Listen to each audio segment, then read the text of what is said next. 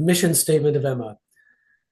The Academy of European Medieval Martial Arts is goals are to resurrect, research, study, practice, and instruct in the combat skills, philosophies, and principles of European medieval martial artists, and to achieve a level of skill consistent with that of a medieval combatant in both technology and ideal.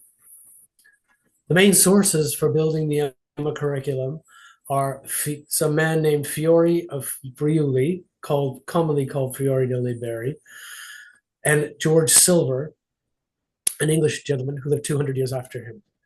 The supplemental sources include I-33, which is a sword and buckler manuscript from the mid-12th century to build army sword curriculum, and Bolognese masters to add footwork and ideas such as provocation and lost the whole system of scholars.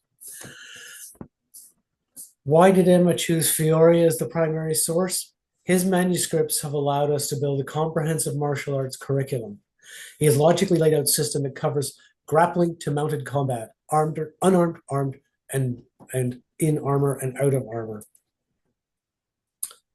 He was significant enough to have at least 4 manuscripts, expensive to make, that lasted until today. His manuscripts are among the earliest extant medieval fight books of the European canon. He lists several nobles whom he coached in duels, for which we have independent records. And Fiore de Liberi's manuscripts have allowed us to recreate how he taught people to fight. Everything we know of Fiore comes from his own manuscripts and from the council meetings of the city of Udine from the 1382 council records, when he was given charge of city defenses. No, I would not mention that.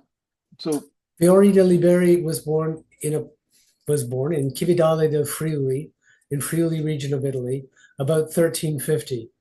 The Pisani Dossi, we get this date derived from the Pisani Dossi, and it states that he had trained for 50 years and people started training around age 10. He tells us he began training when he was a boy. He wanted to be a master of arms.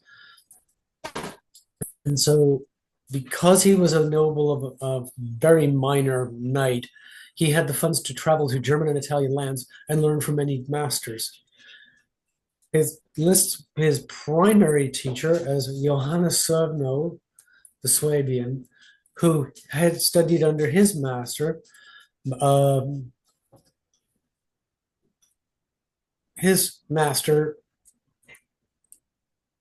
Nicholas von Toblem. We don't actually know where that is because he's using Freelian names for that. He claims to have fought 5 duels with masters who were not good enough to be his students and whom he refused to teach, and thus provoking the duels with only a doublet and leather gloves. Fiore says he survived all of them unscathed and with his honor intact.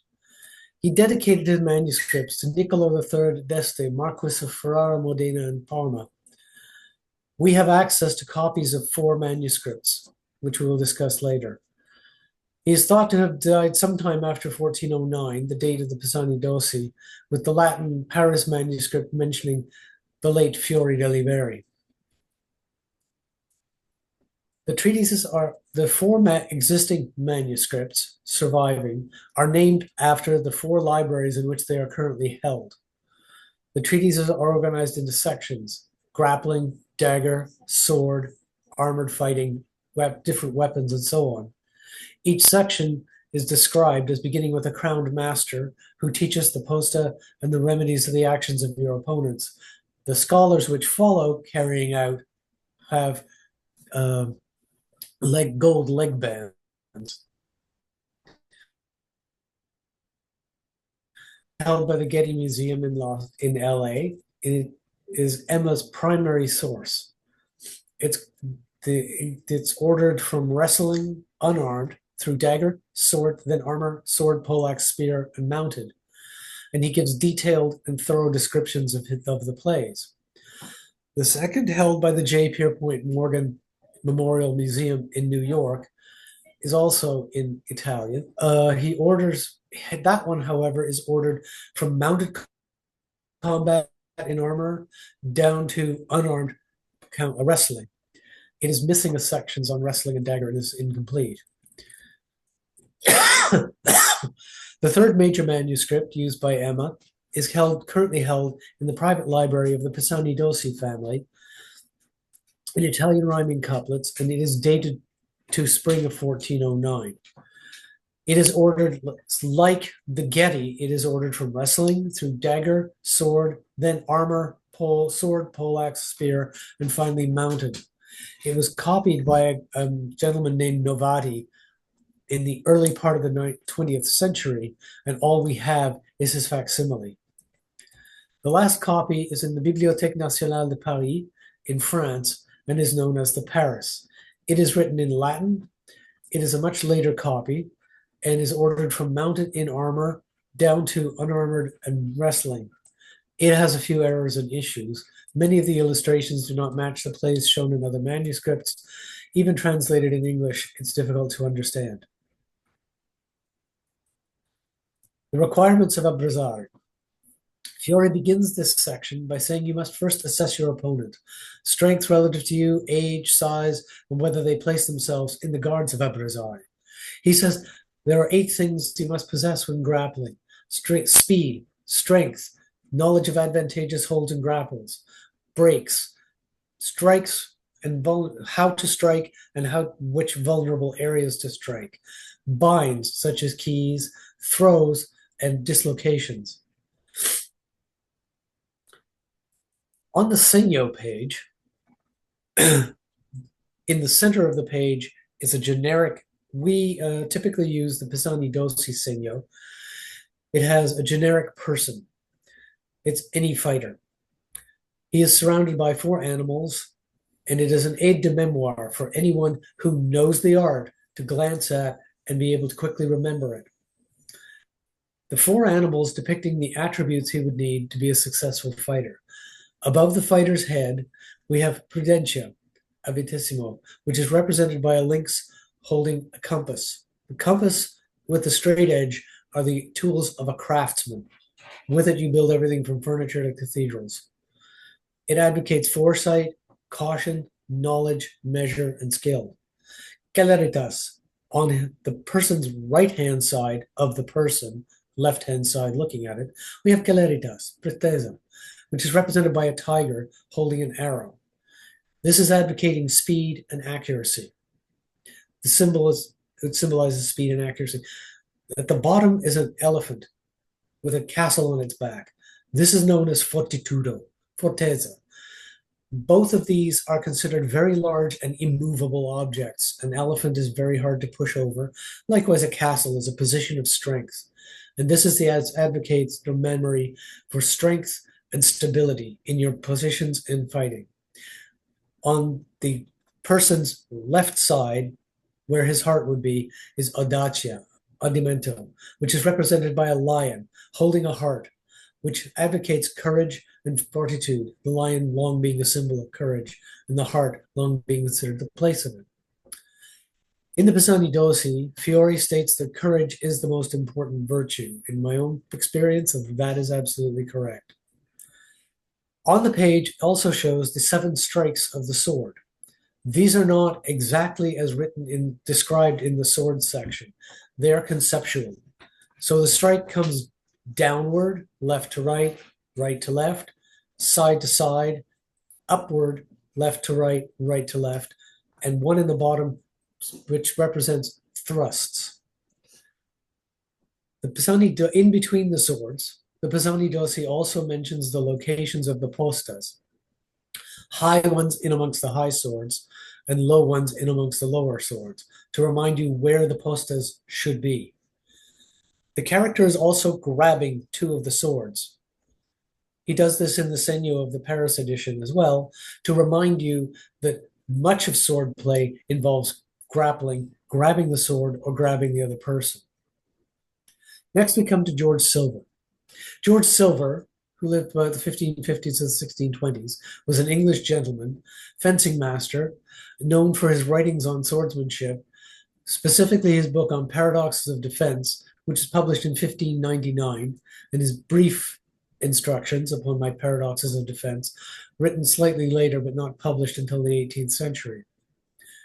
George Silver especially hated Italian rapier masters in England at the time, which he felt were teaching unsafe ways to fight and causing Englishmen to die needlessly. In point of fact, he's not alone. Several writers on the continent at the time made the same complaints.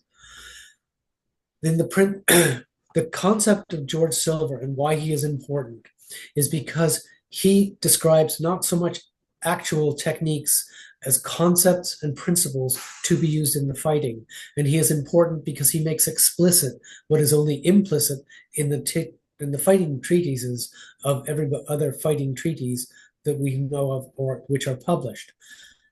They aim towards it. He makes it explicit. He talks about the principles of the true fight, that is, to strike without being struck. He talks about the true times, the time of the hand, the time of the body, the time of the foot, the time of the feet, which is the relative speed with which you can move these various body parts. This presents a threat to which the opponent must react before presenting a target which the opponent can strike. He talks about grounds, judgment, distance, time, and place. When he talks about judgment, he is talking about judging your distance, your space, and the space around you in which you are fighting. Time determines the time in which you have to strike, and place is whether you can strike quickly without being, and if you are in place, it means you can strike quickly without being defended against. He talks of the four governors. Judgment, in this case, you are judging the opponent. Fiore mentions this in his Abrazare. And he's talking about all of the grounds and knowing when you can safely attack and whether your opponent is skilled or unskilled. Measure of opportunities to strike without being struck. Measure being, do I have time? Can I strike in? And he says the last two are the twofold minds. The twofold mind is thinking of how you are going to back out when you are attacking and thinking of how you are going to attack as you are backing out. You press in when you have won the place and you fly out when there's a danger of the opponent winning the place. We use Silver. Although he wrote 2 centuries later, Silver gives us terminology we can use to explain how to fight as safely as possible.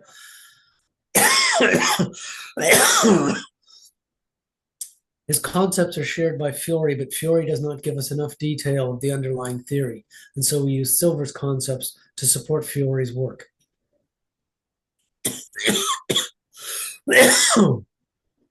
Now, we come to the parts of the sword.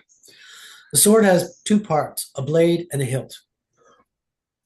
The standard sword that we use is the classic two-edged, straight, double-handed sword of the late 13th or late 14th, early 15th century.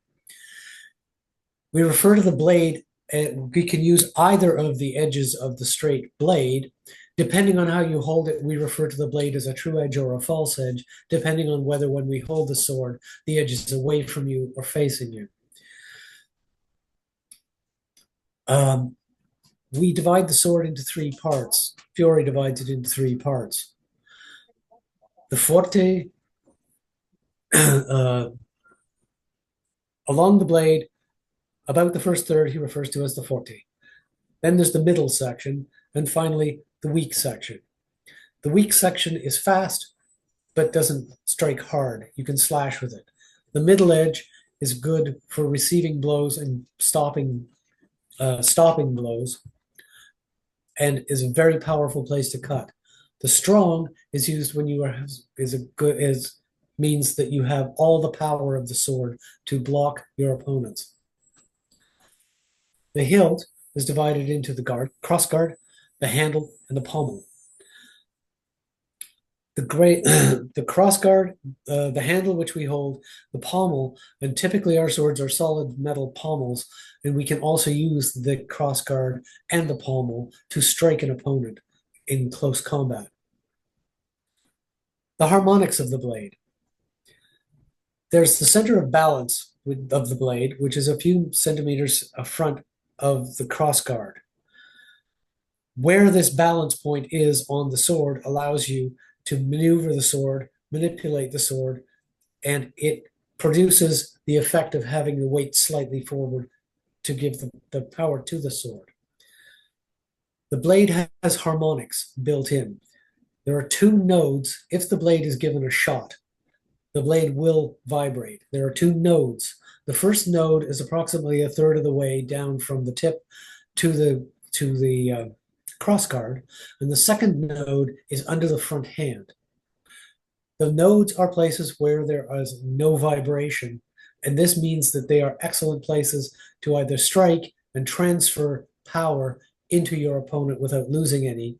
And it tells you a good place where the blade has a high resonance is a good place to receive a blow because it will be distributed along the blade.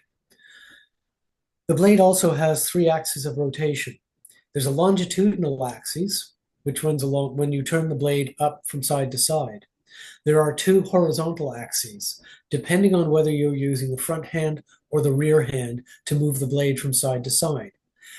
If you hold the blade close to the cross piece and you rotate it side to side, the axis of rotation will be very close to the tip. This is very useful for moving the sword around and ensuring that the tip of your sword remains in front of your opponent. If you use the rear hand to move the blade, the axis of rotation moves 3/4 of the way down the sword, which makes it very useful if you need to move the sword around your opponent's sword and change sides, but you can't do it directly. I'm at the end of the sentence. That's the end of the page. So this is all that you prepared. So this is all that you prepared for the presentation today. Have a nice day. And done. So that took us from roughly 4:15 to 4:31, 16 minutes. I tried to get it down to around 12 minutes, but not bad. And you seemed confident through that material. One minor note is that I would state up front, most of the information we have on Fear the Berry comes from most of the reliable information comes from the introductions to the manuscript. I just leave it at that because you don't want to, there are some of the historical purists out there that say, well, the city of Udine isn't quite well known and there's some other information out there not quite well known. So I just stick straight to most of the information we have is from the introductions to the manuscripts. Okay.